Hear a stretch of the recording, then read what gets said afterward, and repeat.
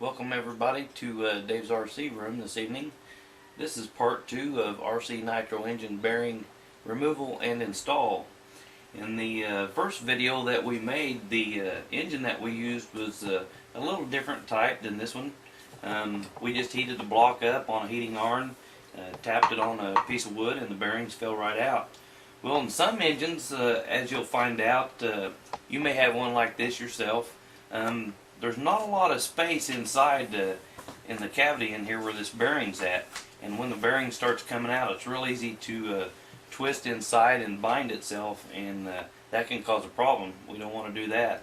So on this removal, we're going to use a bearing removal tool to help in assisting us getting this bearing out. We're still going to heat the block up as in the first method, but we're going to use a tool just for keeping alignment. As that bearing comes out, we'll be able to get it out without it jamming up inside. We've got our engine block here on the hot plate, and what I do is, first thing is I start heating the block up. I got a temperature gauge here, and we're going to check the temperature of the block as it's heating.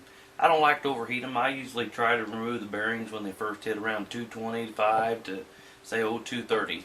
And if they don't want to come out easily, then I'll heat it back up a little bit more than that.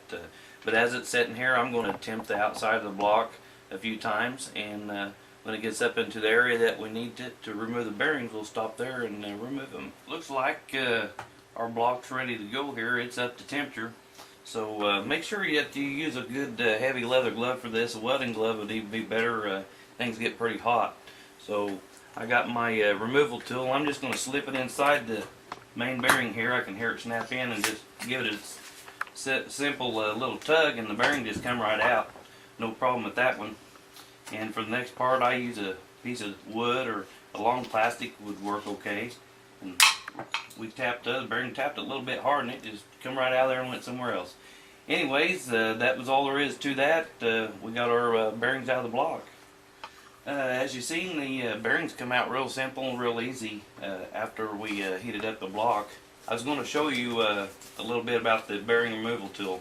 It's got a big part here. It's designed to go inside the block there to help with alignment, so when you're coming out, it can't get turned, twisted, and binded up. So as I pulled out, it kind of kept that bearing in alignment. So just wanted to show you that tool, and they're available pretty readily. So if you need one, that's what I'm using here.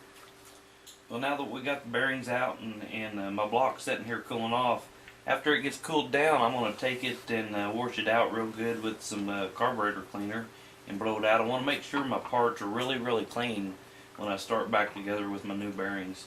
Don't want any dust or dirt particles inside the engine block. So we're going to let this block cool down for a little while and get it cleaned up. Then we'll put it back on the heat plate and start heating it back up and get ready to install bearings. We've been checking the block, and we've got it up to about 230 degrees, so I think we're ready to start putting bearings in. We've got all our parts laid out here and cleaned up real good. First thing we want to do is put the bearings on the crankshaft. And for the main bearing, you always want to make sure there's a set of, you can see the set of rollers on the one side, and the other side's kind of got a shield around it. We want to make sure we put the rollers towards the flat part of the crankshaft. So we're going to go ahead and slide the main bearing on, and then we're going to put the front bearing on. And sometimes the front bearing will have a direction that you want it to end up being inside the case. And this one here, we can put it either way, so we're going to slide it on, but make sure you put this on the way you're going to want it to come out. So we're going to go ahead and get our glove on and start putting the bearings in. First, we're going to put the front bearing in. As you slide it in, you can kind of feel it hit bottom. We're just going to set it down here on the block of wood, say for 4 or 5 seconds, and that block will grab a hold of that bearing. Now we're just going to easily slide the crankshaft out. We're going to go ahead and put it into the back side. Find our way in here. And I just simply give it a little tug, and I could feel it hit the metal back side of that block inside. So that's all there was to that. The bearings are installed now. We're going to let it cool off for a little while, and then we're ready to start putting our engine all back together again.